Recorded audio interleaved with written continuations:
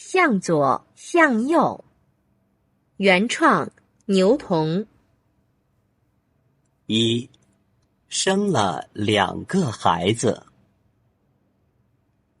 向左和向右是2个男孩子的名字。他们吃饭在一起，睡觉也在一起。向左去哪儿，向右就去哪儿。2个人好的像1个人。但是这2个孩子不是哥哥和弟弟，因为他们一样大。可以说，他们就像1个人一样。向左和向右的爸爸叫向忠明。他到现在也不知道做这样2个孩子的爸爸是好事还是坏事。那年在医院里，向忠明第一次听医生说，他太太要生2个孩子，不是1个。他马上就要做2个孩子的爸爸了，非常高兴。他回到家里，又唱又笑，像拿到了很好的礼物一样，高兴的都快忘了自己姓什么了。从几年以前开始，中国的爸爸妈妈就只能生1个孩子。中国人太多了，如果大家都生很多孩子，就会有人没地方住，没东西吃，这是一个大问题。向忠明想，现在别人都只有1个孩子，可是他有2个孩子，这太让他高兴了。他很快地给他的爸爸妈妈、同学和朋友打电话，告诉了他们这件让人高兴的事。但是那天在医院里跟2个孩子第一次见面以后，向忠明马上就不笑了。那天是4月1号，星期一，上午，在北京的一家医院里，向忠明和他漂亮的太太坐在一起。他的太太叫李芳，她已经2天没睡觉了。2个小时以前，李芳刚生了2个孩子，也就是说，向忠明真的做了爸爸了。看着2个刚生的孩子，向忠明和李芳都不说话。可是有一个人好像很忙，那就是刚才帮李芳生孩子的医生。他在给他的医生朋友们打电话。喂，我看到书上写的连体人了。医生说的连体人，就是李芳刚生的这2个孩子。向忠明和李芳是孩子的爸爸妈妈。看着自己的2个孩子身体连在一起，他们觉得心里很不舒服。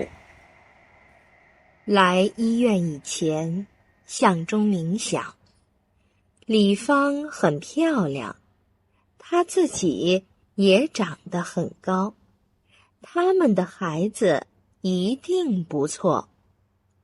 他还想，在李芳生下孩子以后，他要马上对他说：谢谢你，李芳，你生了2个漂亮的孩子，他们都像你一样好看，以后也会长得跟我一样高。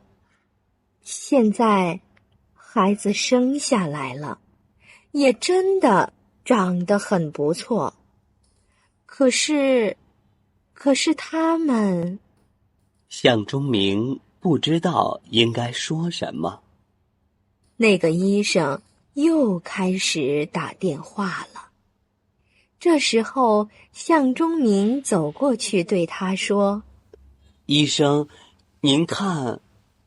向忠明对医生很客气，他想问问这2个连体孩子的事。我知道您想问什么，先生。医生放下电话。他们是腰部连在一起，手术不会太难，但是要早一点做，孩子很小的时候就做。做这个手术要多少钱？向忠明问。医生想了想，说：很贵，要20万。听了医生的话，向忠明看了看李芳，李芳也看了看向忠明。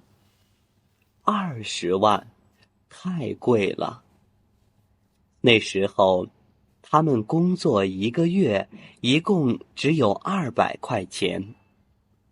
他们家没有大房子，也没有汽车。如果想做手术，不吃不喝，也要工作几10年。借钱吗？也不行，去哪里能借那么多钱呢？可是李芳想，孩子不做手术行吗？他们长大以后会怎么样？他们能上学吗？可以工作吗？他们会不会没有朋友？想到这些，李芳哭了。她看着向忠明，对他说：对不起。对不起这3个字，李芳是对向忠明说的。他也想对2个孩子说。他想到了在一本书上看到的。从我有了孩子以后，我就常常会想，如果他很快乐，那我也会觉得高兴；如果他不快乐，那我也会不快乐。因为孩子是我带来的，不是他想来的。如果我不带他来，他就没有这么多不快乐了。听太太说了对不起，向忠明马上对他说：别这么说。向忠明知道，这种事没有人应该说对不起。没有妈妈想生连体孩子，这不是太太的错。听向忠明这么说，李芳觉得舒服了一些。医生来问2个孩子叫什么名字，李芳和向忠明已经想好了，一个叫向左，一个叫向右。李芳问向忠明：你说谁叫向左，谁叫向右啊？我们不是说好了吗？哥哥叫向左，弟弟叫向右。那谁是哥哥，谁是弟弟？这我也不知道。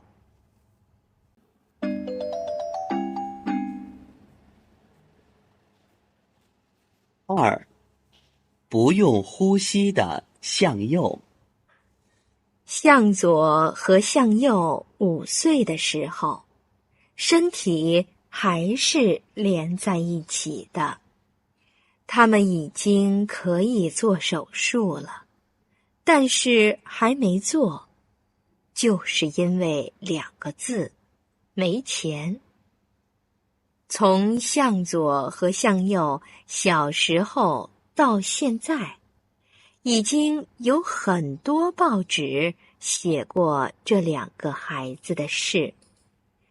北京有很多人知道他们，所以就有一些人开始帮这2个孩子。有的送给他们玩的东西和用的东西，有的给他们家里寄钱。北京北方大学的校长说，等向左和向右到了18岁，就可以进他们大学学习，不用参加考试，也不用给钱。向左和向右喜欢的东西不一样。向左喜欢听音乐和唱歌，向右喜欢看书。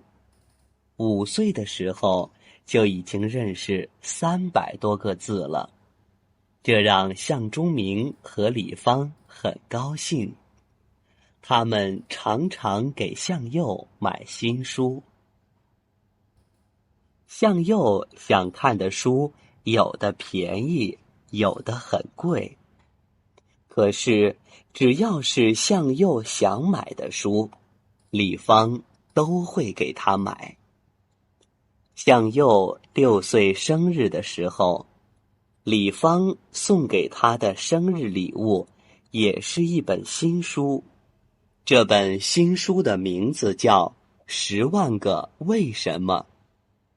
向右很喜欢这个生日礼物，有的地方他看不懂，就来问爸爸妈妈。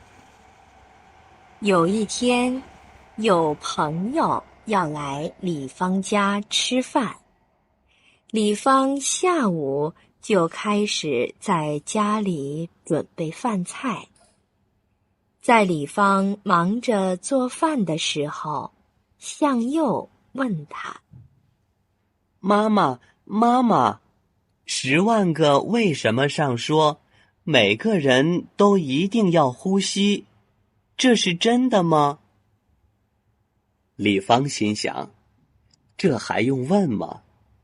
可是他还是告诉向右，是真的呀。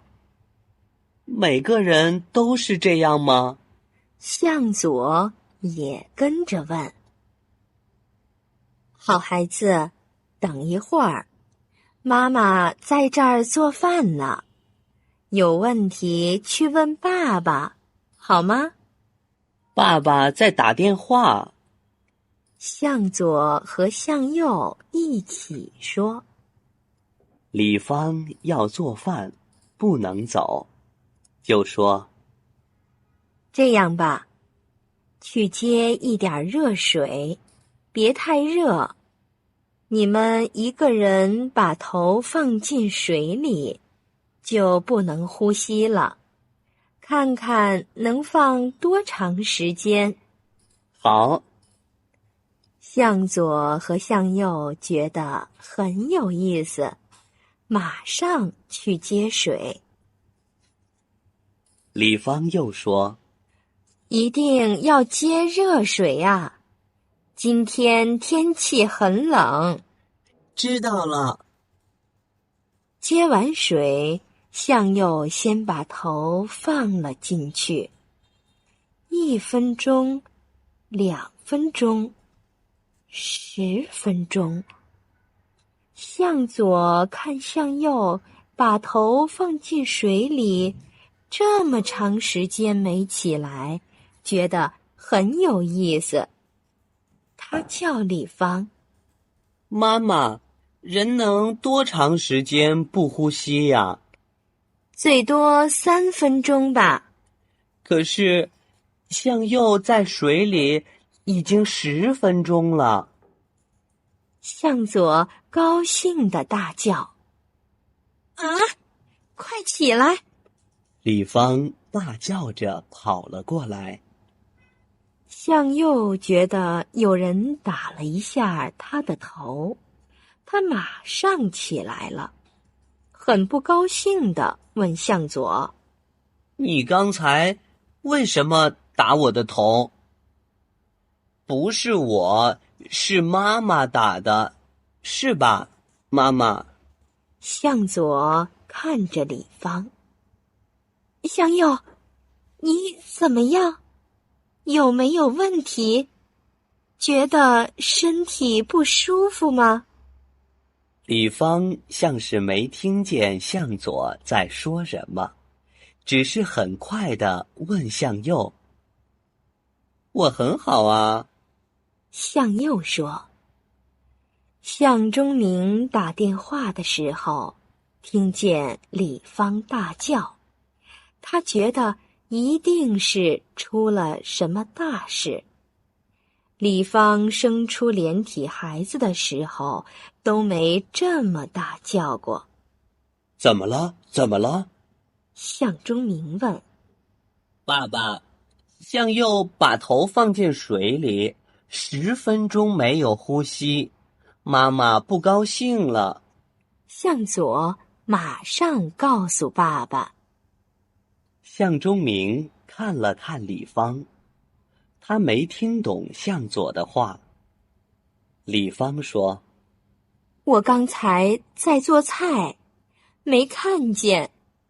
我听向左说，向右10分钟没呼吸，他把头放进水里。多少分钟？向钟明大叫。大人也不能10分钟不呼吸呀。真的，爸爸。向左说。我刚才给他看时间了，是10分钟。向钟明想了想，对向右说：向右，你能像刚才一样把头再放进水里吗？没问题，爸爸你看。向右说。李芳马上说：等一下，向右，你如果觉得不舒服，马上从水里出来。李芳的话还没有说完，向右的头已经有一半在水里了，他没听见妈妈说什么。又是10分钟，向右没觉得有什么问题。看着向右高兴的样子，向钟明想，这是为什么？他以前游泳的时候，头在水里，最多只能2分钟不呼吸。向右为什么可以10分钟不呼吸？这时候，他想到了向左和向右连着的身体。我知道了，向钟明说。你们2个身体连在一起，所以身体里的血也是连着的。也就是说，你们2个孩子有一个在呼吸就行了。2个孩子听了，只是看着爸爸，不太懂他说什么。李芳很快地想了一下，觉得向钟明说得不错。来，孩子们，你们2个人都来，一起把头放进水里，觉得不舒服就马上起来。李芳对向左和向右说：跟李芳想的一样，这次2个孩子不到1分钟就都起来了。李芳又去做饭了。向钟明和2个孩子坐在一起，告诉他们为什么他们和别人不一样，为什么他们身体里的血是连着的，为什么只要有1个人呼吸就行了。向右看过很多书，向钟明一说他就懂了。可是向左还是听不懂，他也不太想听。他觉得把头放进水里很有意思，他不想知道那么多为什么。向钟明说完后，又去打电话了。向左和向右又去玩水了。他们每人一次把头放进水里，玩到了晚上6点半吃饭的时候。吃完饭，他们又玩。李芳见孩子们这么快乐，也觉得很高兴。可是她忘了给他们换热水。第2天，2个孩子都感冒了。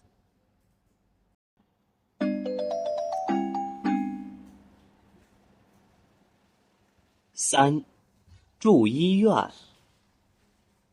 向左和向右已经13岁了，他们还是没有那么多钱做手术，他们的身体还是连在一起。他们每天一起吃饭，一起玩，一起学习，一起睡觉。向左有问题的时候，向右帮助他；向右有事的时候，向左也帮助向右。从小到现在，向左和向右2个人都很好。但是2个最好的朋友，有的时候也会有一点小问题。这2个连在一起的孩子也一样。这几天，李芳因为工作去别的地方了，晚上不能回来。向钟明也很忙。那天回到家里已经是晚上11点了。他一走进家里，就听见孩子在厕所里哭。他跑进去，看见向左和向右坐在厕所里的地上，向右的头上和衣服上有很多血。你怎么了？出什么事了？向钟明大叫着问。没等2个孩子说话，向钟明就跑出厕所，拿起电话打了120，让医院的人马上来帮助他们。只用了很短的时间，他们就到了医院。向钟明找到了他的朋友王医生。王医生知道向钟明和这2个孩子的事，所以没有像别的医生那样问他们很多问题。他一个字也没说，马上给向右看病。看病的这几分钟，向钟明觉得像是几个小时一样。向忠明工作了一天，刚才又送2个孩子来医院，已经很累了，但他还是走来走去，想着向右的问题会有多大。王医生，您看，这孩子没事吧？向忠明问。没有大事，但是他要在医院里住几天，吃一些药，现在不能回家。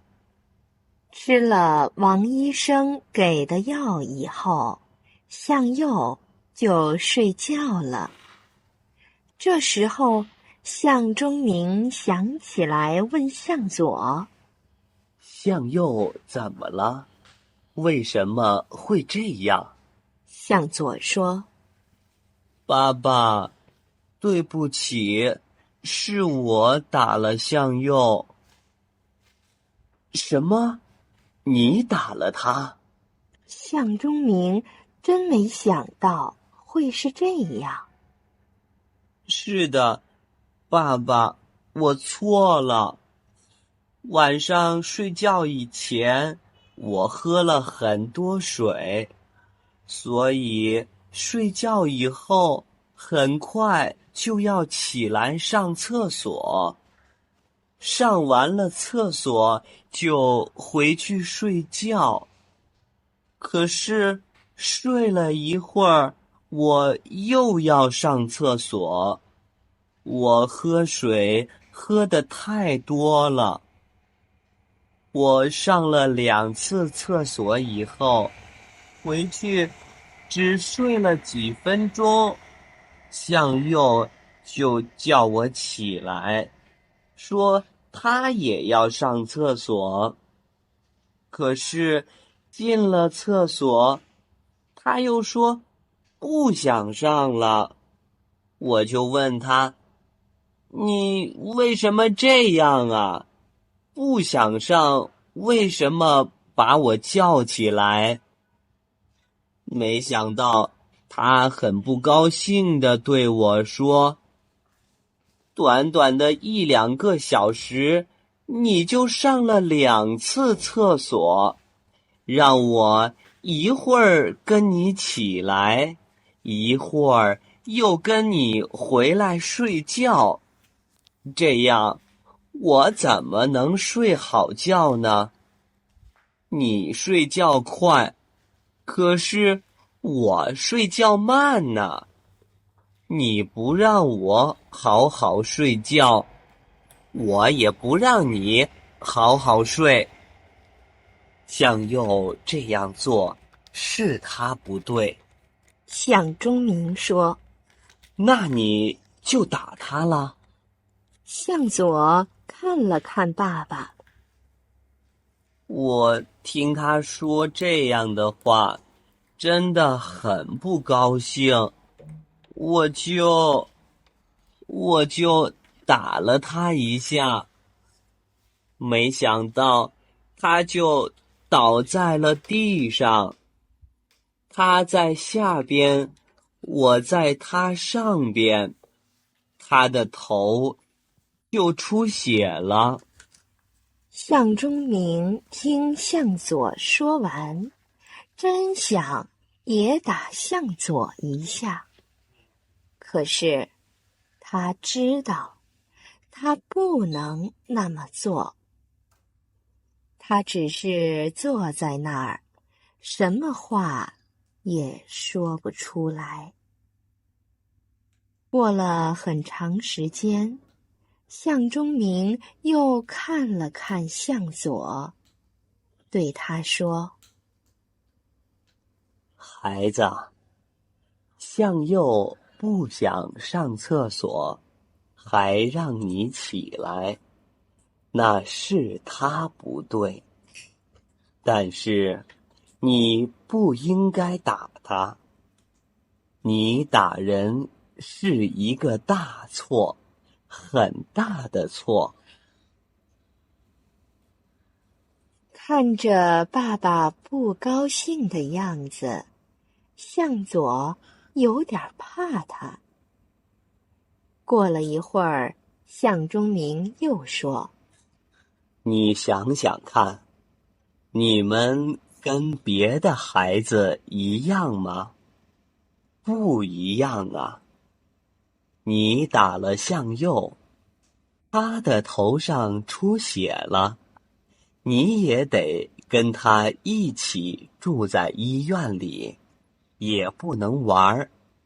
想出去走走，还得问医生，多不方便呢。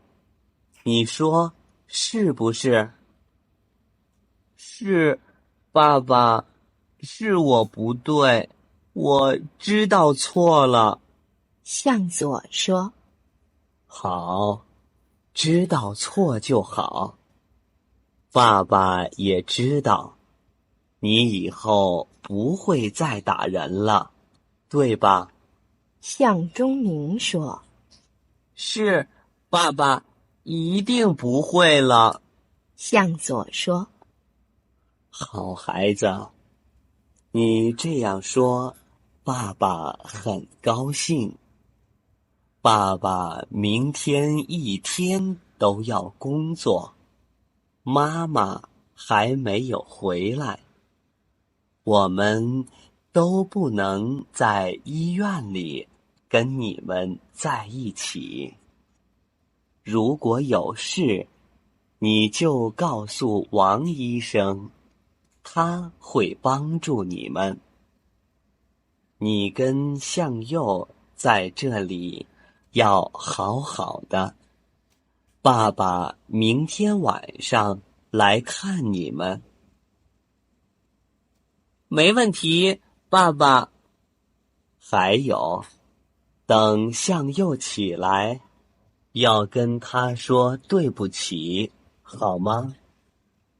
知道了，爸爸。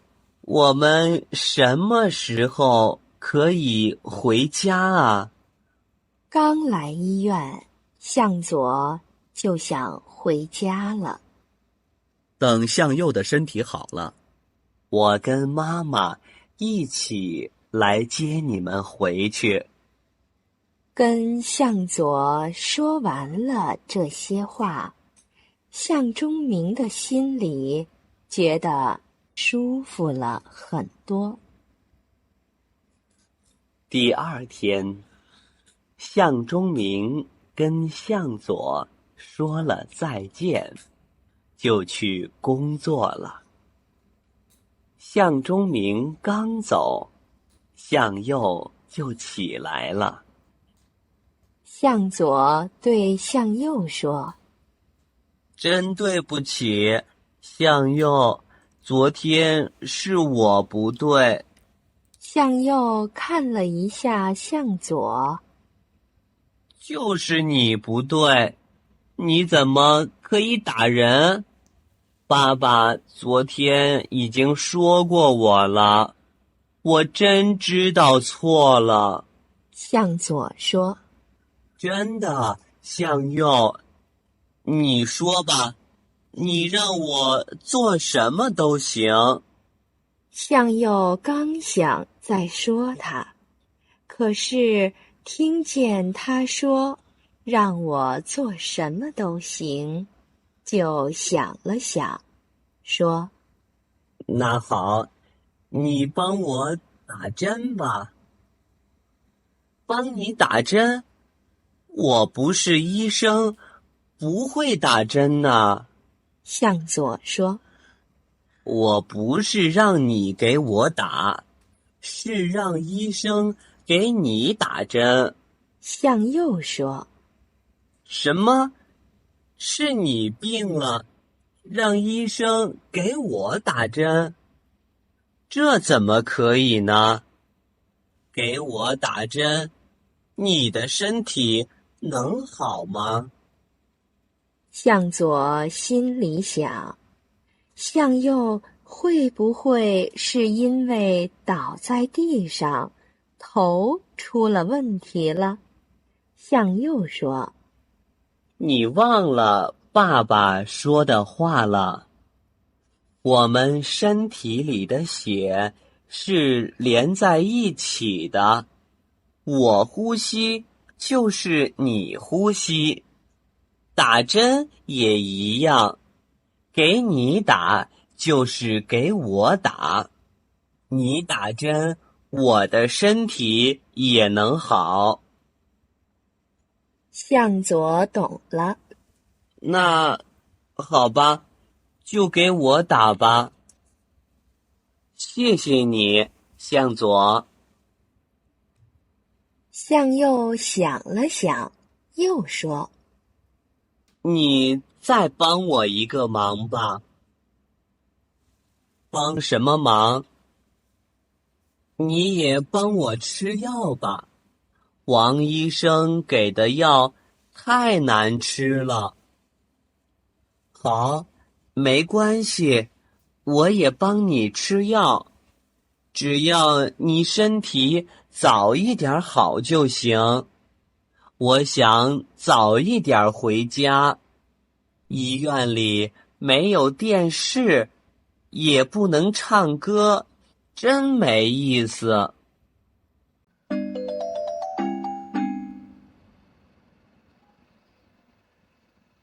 4.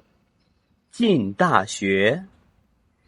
向左和向右18岁了，他们都是大人了。这一年，他们上了大学，做了北方大学的学生。就像大学的校长以前在报纸上说的，他们上北方大学不用参加考试，也不用给钱。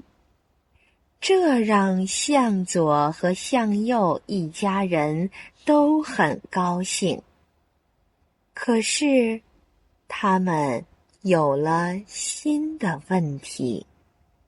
他们2个人不一样高，向左比向右高一点儿，因为他们的腰部是连在一起的。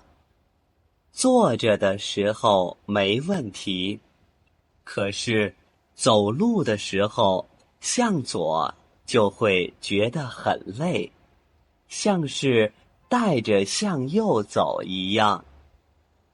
他们2个人从小就得学着怎么走路，每次都要先说好往哪里走。如果2个人没有说好，就不能好好的在一起走，所以很不方便。以前他们走的不多，问题不太大。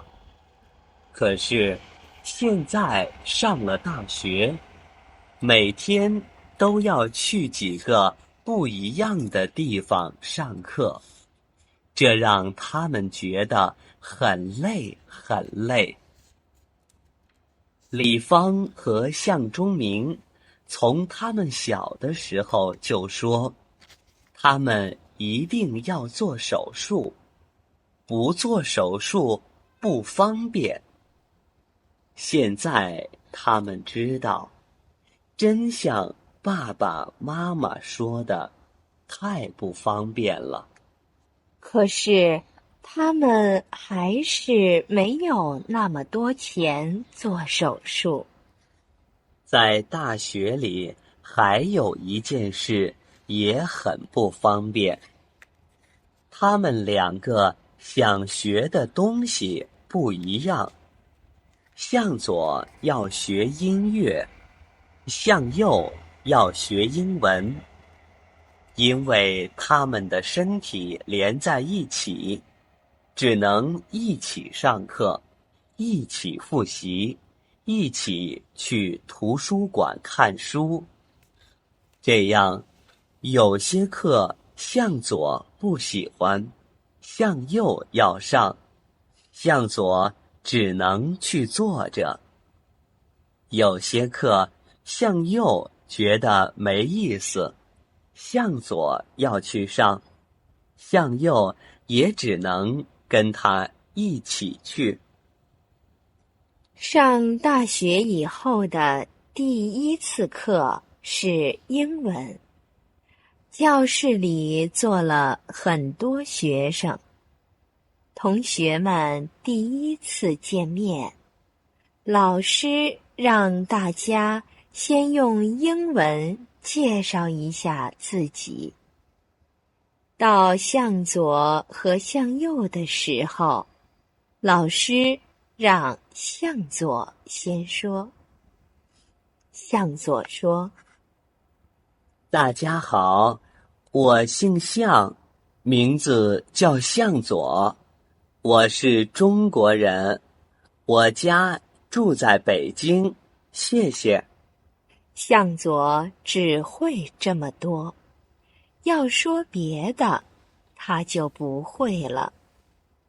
老师让向右介绍自己，他说：老师好，同学们好。他是向左，我是向右。我不说，你们也知道。向左家在北京，我家也只能在北京。他是中国人，我一定不会是美国人。向右刚说了一点儿，同学们和老师就笑了。大家想，这个连体人同学真有意思，英文也说得那么好。大学里的英文课让向左觉得有点不舒服，因为那天下课以后，同学们见到他和向右，都说：向右你好，你的英文真不错。可是，没有一个人问他向左好。向左在中学的时候就不喜欢英文课，他想，大学是不是可以不上英文课呢？他问了向右，向右马上说：不行，你不去上英文课，我呢？我是一定要上英文课的。向左又去问老师：老师，我可以不上英文课吗？什么？不上什么课？老师没想到会有学生问这样的问题。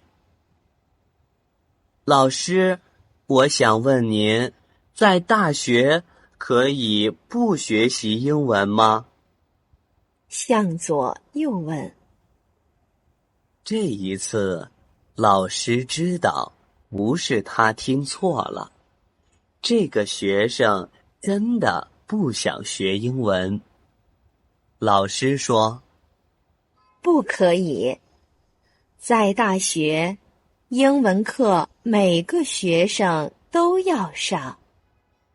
你想想，从10几年以前开始，中国就有了英文热，老人小孩都在学英文，哪有大学生不学习英文的？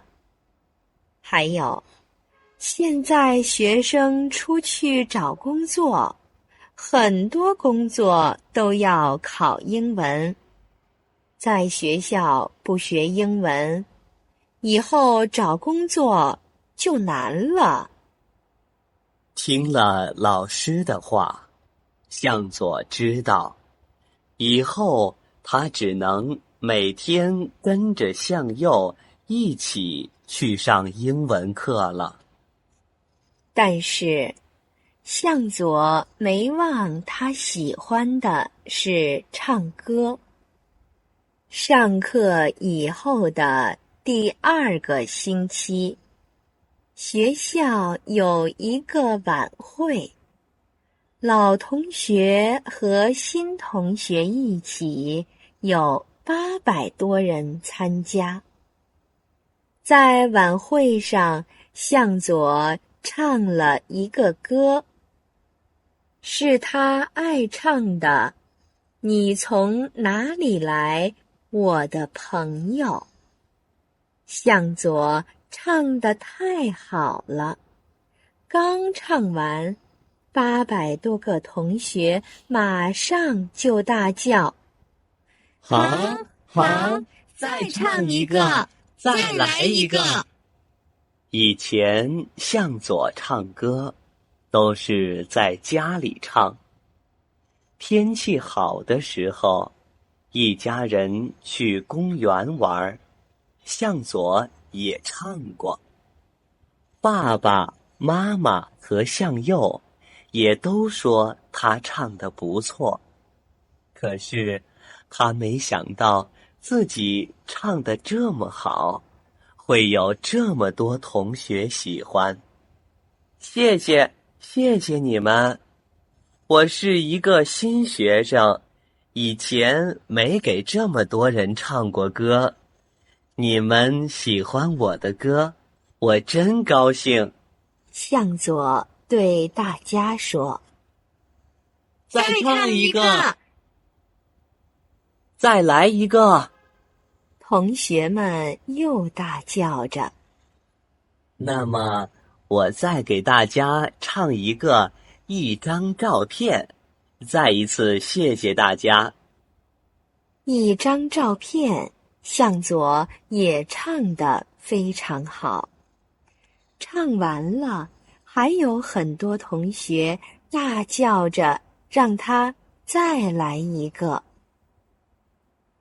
从那次晚会以后，学校的很多同学都知道了会唱歌的向佐，也知道了他是个连体人。他跟向佑一起走路的时候，大家都对他说：向佐，你好，你唱歌唱得真好。可是很少有人问向佑好了。这时候向佐很高兴，向佑心里就有点不舒服了。也是从那天以后，学校里每次有晚会，都会请向佐去唱歌。听他唱歌是晚会上同学们最喜欢的一件事。有些同学去参加晚会，就是因为要听向佐唱歌。好像向佐没来唱歌，晚会就没有意思了。向佐每次去唱歌，向佑一定也得去。第1次、第2次，向佑还觉得有点意思，大家喜欢向佐的歌，他也觉得很高兴。可是晚会去多了，他就没有时间学英文和上别的课了。他跟向佐说了他的问题。向佐说：我怎么能不去唱歌呢？我不喜欢英文，可是每天都跟你去上课。你不爱唱歌，但是你也要帮助我，那是我最喜欢的事了。向佐这么说，向佑也就没有话说了。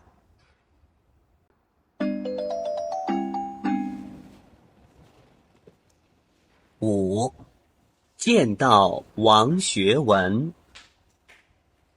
12月31号，学校又有晚会，一个很大的晚会，校长也来参加了。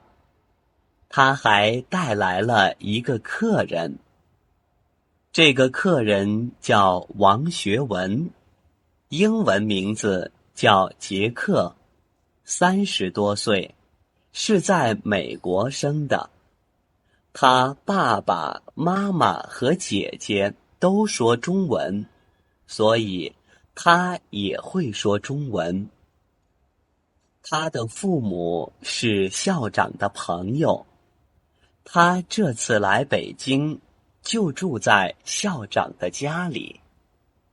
校长来参加晚会前，告诉王学文，北方大学有2个孩子是连体人，叫向左和向右。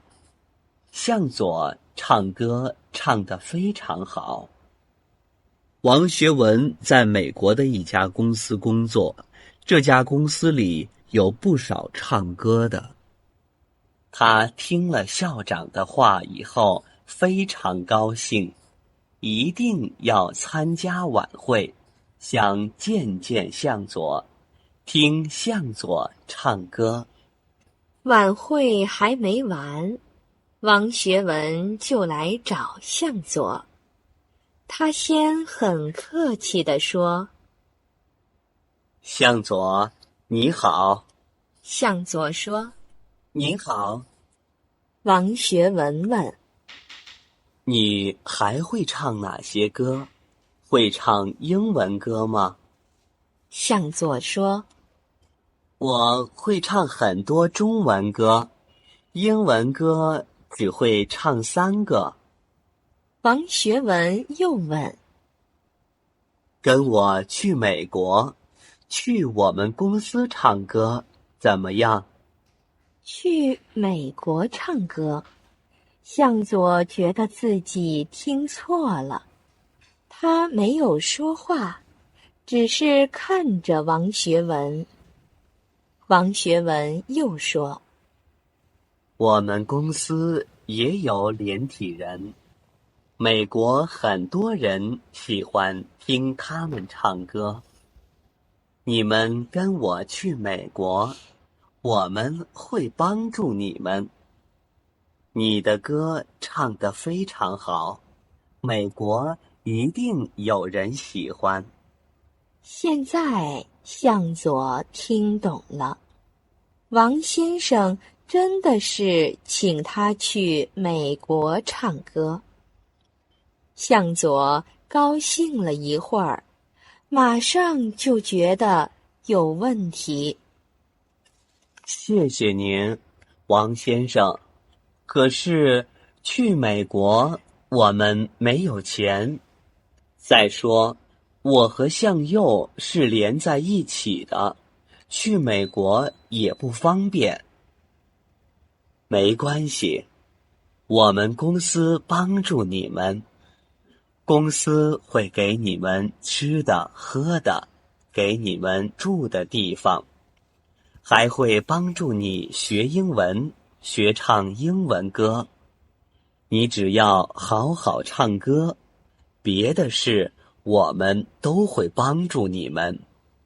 公司还会给你很多钱。能去美国，向右最高兴。英文是他最喜欢的课。去美国学英文、说英文，不是很好吗？所以他对向左说：“我们应该去美国，公司给你钱，我们就可以在美国做手术了。多好的事啊！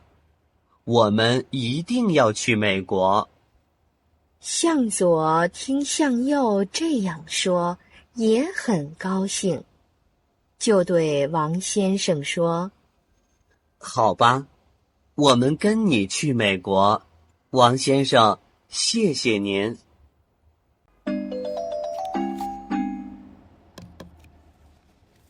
6. 去美国。现在，向左和向右已经坐在了去美国的飞机上。王学文也和他们坐在一起。谢谢您，王先生。能认识您，还能跟您去美国，我们真高兴。向右对王学文说。是啊，真是谢谢您。向左也说。别谢我。王学文说。我真的很喜欢唱歌唱得好的人。再说，我请你们来是想帮助你们，也是帮助我的公司。我知道你们2个人要做手术，手术很贵，没有很多钱不行。向佐在美国唱歌唱好了，你们就有钱做手术了。你们到美国唱歌，对我的公司也很好。你唱好了，公司也会拿钱的。上次您说您在美国有连体人朋友，他们也很会唱歌，是吧？向左想到了王学文那天说的话。王学文说。是的，这2个朋友，一个叫玛丽，一个叫切尔西，今年已经30多岁了。他们跟我在一个公司，我打算请他们帮助你们，和你们一起唱歌。啊，玛丽和切尔西？向左叫了起来。我和向右在很小的时候就看过一本介绍他们的书。我很喜欢切尔西，我知道他的工作就是唱歌。他唱的我们快乐，我也会唱。王学文说。你们跟切尔西一起唱，很快就会有很多美国人喜欢你们。到了美国以后，我们就去找他们。向右想到了一个问题。玛丽和切尔西现在还是连体人吗？是的，他们2个人还是连在一起。王学文说。很多人喜欢听他们唱歌，他们一定有很多钱了。他们为什么不做手术？向右又问。王学文说。他们和你们不一样，你们是腰部连在一起，他们是头连在一起，不能做手术。10几个小时后，他们到了美国。下了飞机，那天中午的天气很不错。王学文开着汽车，先带他们到自己的家里。在王学文家住了几天以后，王学文给玛丽和切尔西打了电话，说好星期4去他们家跟他们见面。向左和向右想坐一坐美国的公共汽车，坐公共汽车去玛丽和切尔西家也很方便。星期4那天，他们就一起上了公共汽车。玛丽和切尔西住的地方不太远。那个地方房子不多，很漂亮。他们家是一个小楼。见到中国来的这两个小客人，玛丽和切尔西很高兴。他们拿出可乐和水，请向左和向右喝，还拿出一些好吃的东西请他们吃。坐了一会儿，他们请向左和向右参观他们的家。玛丽比切尔西高出半个身体。切尔西不能走，他坐在一个小车上，玛丽用头带着他走。因为只有玛丽一个人能走，所以参观的时候，他们比向左和向右走得慢多了。走了一会儿，玛丽好像就很累了。这时候，王学文说：“来，我们都坐下来，请向左唱个歌，你们听听他唱的怎么样，好不好？”好，好，我们来听他唱歌。上次在电话里听你介绍他以后，我就在等着他唱歌了。切尔西说：“向左开始唱切尔西的《我们快乐》。”切尔西和玛丽听着，慢慢的都哭了。你唱得太好了，比我唱的还好。认识你们，我真高兴。切尔西看着向左，对他说：“从玛丽和切尔西家出来，向右对向左说：“我现在都想谢谢妈妈了，因为我们的头没有连在一起。”向右问：“没错，你也应该谢谢我吧？为什么？你的英文不好，如果我不帮助你，你刚才就不能跟玛丽和切尔西说话了。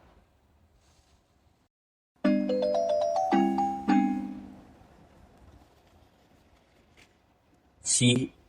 上电视。向左和向右在美国已经半年了，有很多人要听向左唱歌，向右慢慢的也会唱一些歌了。他们每天都很忙，常常没时间给在中国的爸爸妈妈打电话。有时候上午有点时间，那时候在北京的爸爸妈妈都在睡觉，打电话不方便，所以向左和向右就只能给爸爸妈妈写电子邮件。这一天，他们又给爸爸妈妈写了一个电子邮件。爸爸妈妈，你们身体好吗？真想你们。美国这边现在是中午，你们现在应该都还在睡觉吧？我们以前告诉过你们，美国有很多人喜欢听我们唱歌。现在每一个地方都有人认识我们。今天的电子邮件后边有一些我们上个星期唱歌的照片。照片里的女连体人就是玛丽和切尔西。我们以前跟你们说过他们。我们来美国以后，他们帮了我们很多忙，还和我们一起唱歌。有的时候跟我们坐车去旅行。现在我们会游泳了，也是跟玛丽和切尔西学的。还有一件高兴的事，以前没有跟你们说。我们来美国唱歌以后，因为很多人喜欢听我们唱歌，公司给了我们很多钱。现在我们准备在美国做手术。如果没有别的问题，1个月后就做。手术做好了，我们会马上告诉你们。爸爸妈妈，这几天高兴的事真多。就在几天以前，中国 CCTV 的人来美国采访了我们，问了我们很多问题。我们是怎么说的？现在不告诉你们，请你们一定要看电视。他们说，北京时间7月17号，也就是明天的下午2点，在 CCTV4 能看到这次采访。7月17号下午2点，爸爸妈妈一定不要忘了啊！向左，向右。7月16号。7月17号，那不就是今天吗？现在几点几分了？李芳问。2点10分了，快打开电视！向忠明大叫。打开电视，他们看到了半年没见的孩子。向左穿着红衣服，向右也穿着红衣服。他们好像有点累，但是很高兴。采访他们的是一个20多岁的小姐。刚才我们已经用一些照片介绍了向左和向右是怎么一点一点长大的。晚了，晚了，向忠明说。刚才说的没看到。现在让我来问你们几个问题。我想这几个问题也是坐在电视机前的人，喜欢你们的人想问的。采访的小姐问向左和向右。请问，如果可以再生一次，你们还想做连体人吗？不想啊。如果是你想做连体人吗？李芳觉得那个小姐不应该问孩子这样的问题，不应该问孩子这样的问题。向忠明也说。没想到向左说。再做连体人没有问题。我觉得做连体人不一定是件坏事。为什么？采访的小姐问。有的时候，一个人不快乐，就是因为他不能常常跟别人在一起说话，一起玩。可是，我们很少觉得不快乐，因为我们生下来就每天在一起。还有，向右说，现在我们知道有些连体人比我们过得还要好，像美国的玛丽和切尔西，他们的头是连在一起的，和我们不是一种连体人，他们比我们还不方便。但是我知道，他们过得很快乐，我们跟他们常常见面。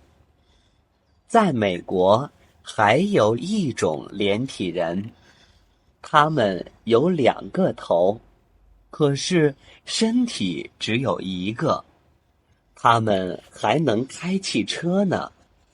所以，做连体人不是像很多人想的一定不好。听了孩子们的话，李芳看了看向忠明，向忠明也看了看李芳。没想到2个孩子会这样想。李芳哭了，孩子快乐就是妈妈最大的快乐呀。如果做连体人很好，那你们为什么还想做手术分开呢？小姐又问。因为在一起还是不方便。向左说，睡觉的时候，如果他想喝水，我就得跟他一起起来。我喜欢看书，常常看到1、2点钟，他也得跟我一起做到很晚。还有，如果我感冒了，他也得和我一起打针吃药。穿衣服也是一个问题，我们穿的衣服在哪儿都买不到。向右说，那你们现在的衣服是从哪儿来的？是妈妈做的，她把2件一样的衣服做到一起，我们只能穿这样的衣服。向左又说，这些事还是小事，我觉得让我最想和向右分开的是，我想有个女朋友，也想有个自己的小家。向右说，对，我也想有女朋友，可是和女朋友在一起，连体人就太不方便了。你想，如果我的女朋友对我说了什么，向左都听到了，那女朋友会高兴吗？还有，如果我和我女朋友再想要个孩子，我们2个人还有一个大问题。向左说，我们想做的工作不一样。向右从小就喜欢看书，他想多学习，以后做大学老师。我呢，还是想学习音乐，唱歌，写歌。我听过你们唱歌，你们唱的歌都是你写的吗？有很多是我写的。向左说，我还给玛丽和切尔西写过呢。是吗？那现在能请你们唱吗？没问题。向左说，今天要唱的歌的名字叫《我们心连心。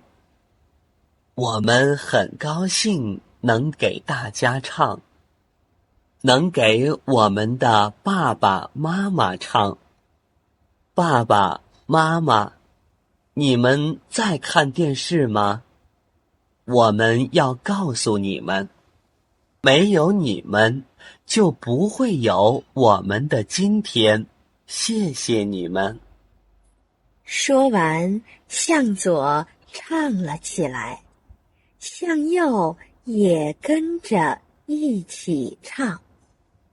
常常有朋友问，我们是一个人还是两个人？我只对他说，这不用问，没有哪两个人会比我们离得近，没有哪两个人会像我们心连心。我们真的好得很，我们真的有快乐的心。如果有一天我们分开了身体，可是我们的心还是很近很近。